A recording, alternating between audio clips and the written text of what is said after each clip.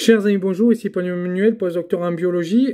Pour la science te parle aujourd'hui, on m'a mis au défi, des antivax m'ont mis au défi, et donc je accepte leur défi. Vous savez que je me défile jamais lorsque l'on me pose des questions, et on m'a dit, voilà, il y a plusieurs choses qu'on ne comprend pas, alors est-ce que tu peux nous expliquer, voilà le challenge aujourd'hui d'expliquer ces points.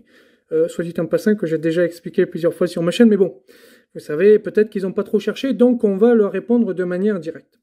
Premier défi, on m'a dit, voilà, tu dis que le vaccin, l'ARN du vaccin ne peut pas rentrer dans les cellules humaines, est-ce que tu peux nous le prouver? Oui, effectivement, je peux le prouver.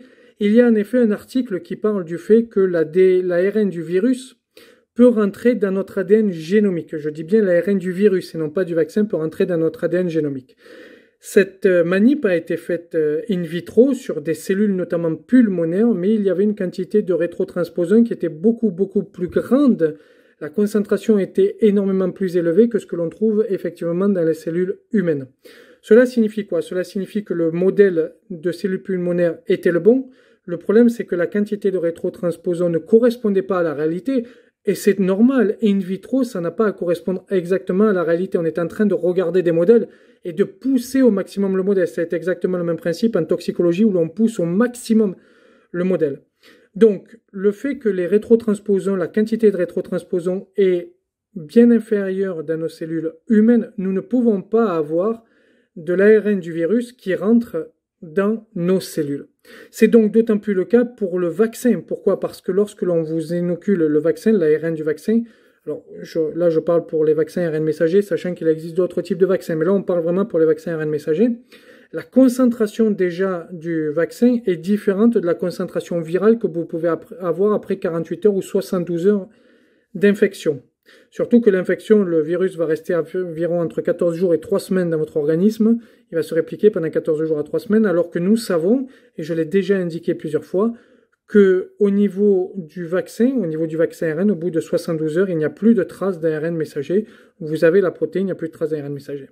Donc le timing n'est pas le bon, la durée, la cinétique n'est pas la bonne, et deuxièmement, il n'y a pas suffisamment de rétrotransposons dans nos cellules, notamment pulmonaires, pour que cela puisse permettre d'avoir une rétrotransposition, c'est-à-dire le fait que l'ARN messager va se transformer en ADN et qu'il puisse ensuite rentrer dans notre ADN génomique. Le virus ne peut pas le faire et le vaccin ne peut pas le faire. Ça, c'est des conditions cinétiques et c'est des conditions de concentration d'enzymes qui sont nécessaires à la rétrotransposition, à la rétrotranscription, si on parle en français, de l'ARN du virus ou du vaccin en ADN pour qu'on puisse rentrer dans notre ADN génomique.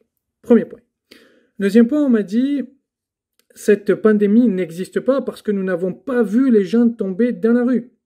Alors ça, c'est une idée qui est assez drôle. Assez drôle, pourquoi? Parce qu'au début, lorsqu'en janvier, par exemple, décembre 2019, janvier 2020, lorsque l'on commençait à entendre parler qu'il se passait quelque chose en Chine, vous savez, les désinformateurs vous mettaient des vidéos qui n'étaient pas les vidéos du tout actuelles de l'Asie, où on voyait des gens tomber.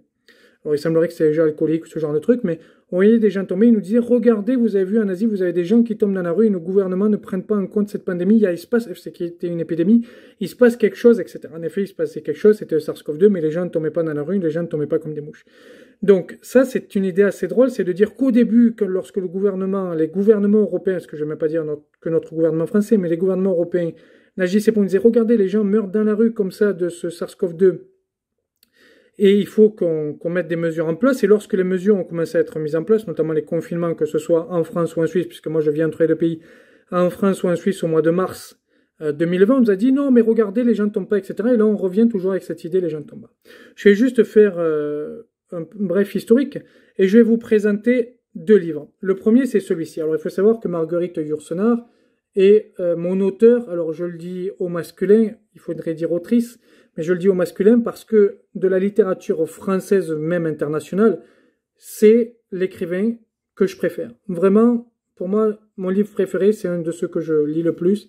C'est Les Mémoires d'Adrien, Marguerite Yourcenar. Pour moi, c'est le génie incontesté de la littérature. J'aime beaucoup aussi, je vous le montre, j'aime aussi énormément Romain Gary. C'est sans doute mes deux auteurs préférés. Mais Marguerite Yourcenar arrive vraiment loin de là.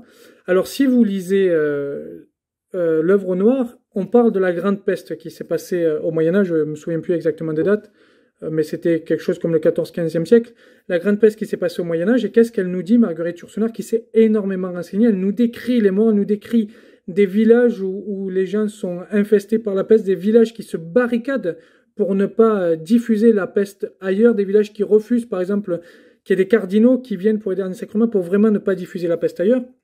Et qu'est-ce qu'elle nous dit? Que les gens mouraient chez eux, sauf les plus pauvres, bien évidemment, mais que les gens mouraient chez eux, que les médecins, vous avez une description, notamment d'un médecin qui rentre dans une maison avec les escaliers, etc., le médecin qui a peur, vous avez toute cette description-là, qui va voir une jeune fille pour la soigner. Donc les gens mouraient à la maison pendant la Grande Peste. C'est également décrit dans ce livre l'histoire de Venise, où on va vous parler de l'île Provilia. Alors je ne sais pas si je le prononce bien, mais vous aurez le nom exact en bas. Où là, c'était le sanatorium, si vous voulez, c'est là où on amenait les gens qui avaient la peste, et où les bateaux qui venaient de l'étranger, où les marins pouvaient avoir la peste, ils étaient en quarantaine là-bas. Donc les gens mouraient dans des édifices qui étaient consacrés pour ça, pour la peste, et puis la lèpre aussi, parce qu'au Moyen-Âge, il y avait beaucoup d'épidémies de lèpre. Et donc les gens ne mouraient pas dans la rue. Encore une fois, les gens mouraient soit dans des établissements destinés, et sur des îles, par exemple, Venise a été un des endroits les plus touchés, sur des îles particulières, mais pas dans la rue. Donc ça, à dire, oui, mais voilà, on tombe dans la rue, etc., c'est complètement faux. Donc, c'est pas parce qu'on voit pas les gens qui tombent que, définitivement, il n'y a pas de pandémie ou d'épidémie. Les gens meurent en général chez eux ou dans des endroits dédiés, comme chez nous, à l'hôpital, et on sait que les hôpitaux ont été surchargés. Ça, c'est le deuxième point. Et puis, il y a un troisième point, où on nous dit, voilà, ces vaccins ne sont pas des vaccins immunisants, parce que tu comprends, lorsque l'on est vacciné, on demande de porter le masque, de faire attention aux gestes barrières, etc. J'ai une question à vous poser. Lorsque vous êtes vacciné contre le tétanos, et je sais que beaucoup de gens qui refusent d'être vaccinés là contre le SARS-CoV-2 sont vaccinés contre le tétanos.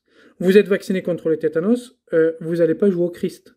Vous n'allez pas vous planter des clous rouillés sur une planche dans la main pour voir si vous allez choper ou pas le tétanos. Vous n'allez pas lécher un rosier. Vous n'allez pas bouffer du fumier. C'est-à-dire que vous allez quand même faire attention de ne pas choper le tétanos, même si vous êtes vacciné. J'ai jamais vu quelqu'un qui était vacciné contre le tétanos et qui s'amusait à se planter des clous rouillés dans la main ou à lécher un rosier pour dire « t'inquiète, je ne vais pas l'attraper », pour montrer à l'autre qu'il ne va pas l'attraper. Ce qu'on demande avec ce vaccin, c'est de faire attention quand même, parce que ça n'est pas parce qu'on est immunisé contre une maladie qu'on risque pas de la choper, de développer certains symptômes. Le vaccin, c'est préventif, mais ça ne signifie nullement que vous allez jamais choper la maladie. Donc, est-ce que c'est immunisant? Et là encore, l'histoire est assez drôle chez des informateurs, c'est que beaucoup vont croire Didier Raoult lorsqu'il parle d'anticorps facilitants en vous disant « mais ça n'est pas immunisant ». Mais s'il y a des anticorps, c'est immunisant. Et d'ailleurs, toutes les sérologies ont montré qu'il y avait des anticorps. Le deuxième point sur le vaccin, parce que c'est la même question, le même défi, on nous dit « oui, mais t'imagines, ça a été fait en une année, c'est complètement fou ». Alors c'est vrai que c'est ce que les politiques ont raconté. J'avais déjà débunké plusieurs fois cette idée et je vous ai fait deux vidéos que je vous mettrai en description, sur l'histoire de ce vaccin. Non, ça n'a pas été fait en une année. Et pour faire simple, je ne vais pas rentrer dans tout le détail du développement des vaccins ARN en général, mais je vais rentrer dans le détail du développement du vaccin contre SARS-CoV-2. Le SARS-CoV-1 arrive en 2003. Il y a déjà des tests de vaccination de type ARN messager ou de type plus classique. On aura des tests sur animaux. Je vous ai parlé des essais précliniques qui avaient été faits sur des animaux dès 2006. 2006, c'est 13 ans avant que le SARS-CoV-2 infecte l'homme, dès 2006. Donc on voit qu'il y avait déjà un certain nombre de choses qui étaient prêtes. Je vous rappelle que la spike protéine du SARS-CoV-1 et du SARS-CoV-2 sont extrêmement proches. Il y a près de 90% d'homologie. Je ne sais plus à combien de pourcentage près exactement, mais près de 90% d'homologie. Donc on avait déjà travaillé tout ça depuis 2003 lorsque le SARS-CoV-2 arrive. Ça fait 16 années qu'on étudie ce type de virus, un virus très proche. Donc non, ça n'a pas été fait en une année. La recherche, et je le dis souvent, c'est le temps long, la recherche, et je le dis souvent, je veux que vous vous en rappeliez, c'est le temps long, ça n'a pas été fait un an malgré ce qu'on a dit. Et ensuite, on m'a dit, mais tu comprends, la pandémie n'existe que sur BFM TV, ça n'est pas vrai en science, vous avez peu ou prou, on ne va pas rentrer dans le détail du chiffre, 300 000 articles ont été écrits en un peu plus de 2 ans sur le SARS-CoV-2, 300 000 articles qui ont été écrits en un peu plus de 2 ans. Vous croyez que la science va écrire que les chercheurs vont écrire 300 000 articles en un peu plus de 2 ans si ça n'était que dans les médias que cette pandémie existait? Non, cette pandémie existe bel et bien. Elle est due, et je l'ai montré en décembre, je vous ai parlé de l'origine du SARS-CoV-2, parce que lorsque l'on me dit le vaccin a été fait un an, ça veut dire que quelque part on a l'idée que ça a été fait en laboratoire. Elle est due à une zoonose, c'est un animal qui nous a transmis, une chauve-souris, sans doute du Laos, ça n'a probablement pas commencer à one comme on le pense, mais peut-être au hausse. Et d'ailleurs, vous avez les modèles informatiques qui vous montrent qu'il est possible d'ailleurs qu'il y ait eu des transmissions à l'humain il y a une quarantaine d'années, puis que c'est revenu à l'animal, ça s'est retransmis à l'humain. C'est un virus qui est assez vieux, et donc il arrive là, et c'est dû notamment au contact que l'humain a avec ces animaux sauvages et au fait qu'il y a une perte de biodiversité. Je dis ça ici aujourd'hui parce que je vais vous faire des vidéos sur biodiversité, etc. Tout ça, c'est un programme 2022-2023. Pour la continuité de la chaîne. Donc voilà, j'ai répondu au défi des antivax. Vous aviez 3 principaux points, dont un point qui était en double. Donc j'ai répondu aux principaux défis. J'espère que la vidéo vous a plu. J'espère que cela répond aux questions des antivax. Vous voyez que je ne me défile pas pour les défis. Je vous remercie d'avoir écouté la vidéo. Je vous demande de mettre un commentaire ce que vous en pensez. Je vous demande de partager bien sûr la vidéo. Vous pouvez également vous abonner si ce n'est déjà fait, si vous découvrez cette chaîne. Et puis si vous voulez aider financièrement la chaîne, c'est-à-dire le PE que vous adorez, n'est-ce pas, moi, à faire des vidéos parce que ça prend beaucoup de temps, etc. Il faut que j'achète du bouquin, du matériel, notamment pour la vidéo que je suis en train de faire sur Aberkan. J'ai beaucoup de livres à acheter. Alors, je vais mettre beaucoup de mois à la faire, cette vidéo. Je parle bien à moi. Mais voilà, je pense que ça peut être très intéressant.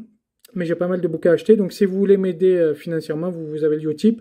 Je vous dis à très bientôt. Au revoir. Et si vous avez d'autres défis sur Itapassant, vous pouvez toujours les mettre en commentaire ou m'envoyer des messages privés comme vous le faites régulièrement. Et si je vois que les défis sont corrects, j'y répondrai. Mais vous voyez, là, c'est la première fois qu'on m'en lance. En fait, c'est 2 personnes qui me l'ont lancé. Et j'y réponds. Je vous dis à bientôt. Au revoir.